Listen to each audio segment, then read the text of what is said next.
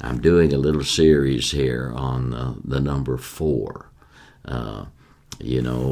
4 is a great number in Scripture. In my little thing I prepared, I call it the spiritual scale. There are 8 notes to hit, and the third note is the note of revelation. 3 is the number of revelation, and then 4 is the number of application. And so I'm talking about 4 in this little series, 4 things that really are applicable and practical and real that ought to be working in our life. And we get it, it's everywhere in the Scriptures, everywhere in nature. For instance, as a person, you know that there are only 4 directions: north, south, east, and west. Now, there are derivatives of those, north, northeast, and southwest, etc. But those are the 4 ways or geographical realities that the Lord has set up. Paul also touched on the number 4. My favorite illustration of what Paul says in Ephesians, where he said, "Oh, that you may know the width, the length, the height, and the depth," 4 things, "of the love of Christ." Now that's pretty good too, isn't it? I remember one time some years ago that I came up with the phrase, as I saw life. My life was going on in years. I guess I was in my 60s, and it suddenly dawned on me that there were the things that will never be. I finally woke up to the fact that a lot of my dreams would never be. You would need to wake up to that too. I congratulated myself. I thought I was kind of philosophical there and deep, but I realized in my reading of history, I love history, that Jefferson Davis, the President of the Confederacy, who led the South during the Civil War between the states, when the South was defeated and Lee surrendered at Appomattox, Jefferson Davis simply said, "The things that will never be."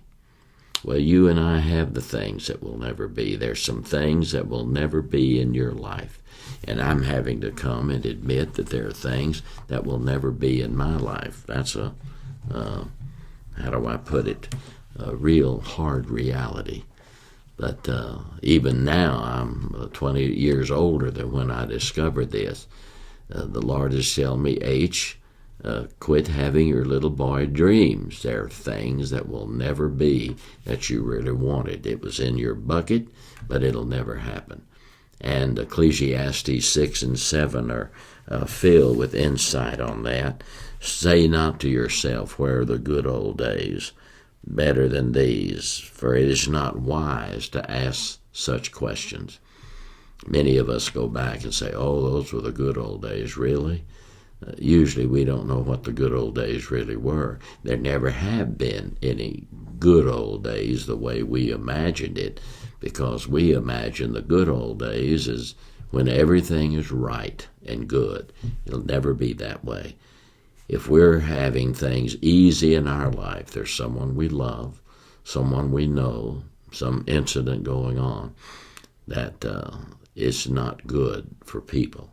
In fact, throughout the world right now, I suppose more Christians are being put to death, persecuted, suffering, than any time in world history. That's something, isn't it? Well, anyway, there's the first, the things that will never be. But then you move to the other one, the things that shouldn't have been. Oh, good night. Can you think about the sins in your life that you wish you had never committed? When I accepted Christ, good night, when was it? 1950.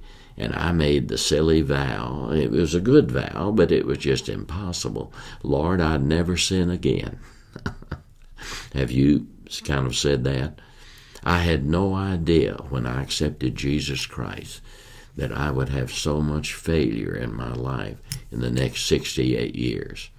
little sins, big sins. I don't know what yours are. We sin in the area of the lust of the flesh, the lust of the eyes, and the pride of life.